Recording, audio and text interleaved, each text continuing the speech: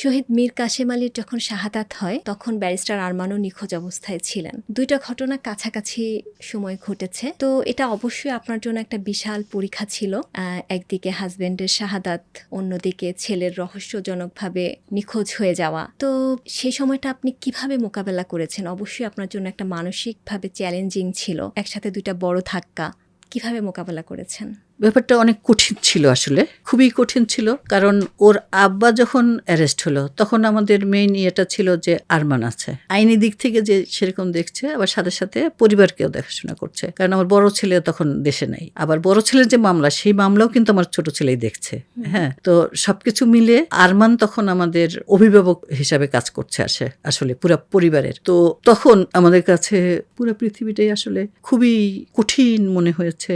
খুব আমার কাছে মনে হতো যে পৃথিবীর সব আলো বাতাস সব বন্ধ হয়ে গেছে। হ্যাঁ, মনে কি নিঃশ্বাস ছাড়ার মতো অক্সিজেনটাও মনে হয় বাতাসের মধ্যে আর নাই, এরকম মনে হতো যে সূর্যটা মনে হয় আলো দেওয়া বন্ধ করে দিচ্ছে। সূর্য উঠছে প্রতিদিন কিন্তু আমি কোনো আলো পাচ্ছি না, এরকম একটা অবস্থা। তো অনেকটা দিশেহারা বলা যেতে পারে। দুই মেয়ে ছিল আমার, ওই মেয়েরা লেখালেখি করতো এসে ফেসবুকে, ওদেরও উপরে খুব হুমকি দামকি সারাক্ষণই থাকতো। তো এই সব কিছু মিলে আসলে খুবই কঠিন একটা অবস্থা ছিল আর কি, যে সেই সময় ইয়ে করা।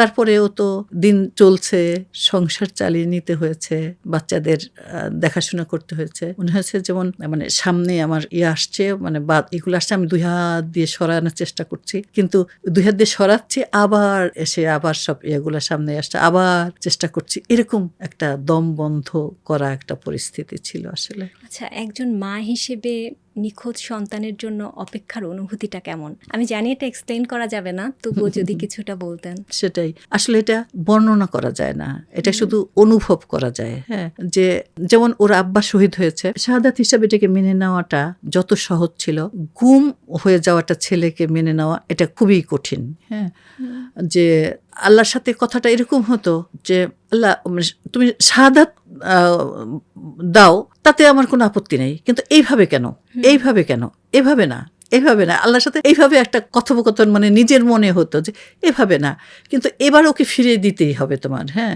আর একবারও আমার মনে হয় নাই যে ও মারা গেছে, মনে হয়েছিল যে একদিন হয়তো ফিরে আসবে, ও জীবিত আছে। এটাই আমার অনুভবে, আমার অন্তরে, আমার প্রতি মুহূর্তে এটাই মনে হতো যে না, ও আছে। হ্যাঁ, এই জন্য আমি সবসময় আল্লাহর কাছে বলতাম কি, ওর কষ্টটা যে সহজ করে দিও,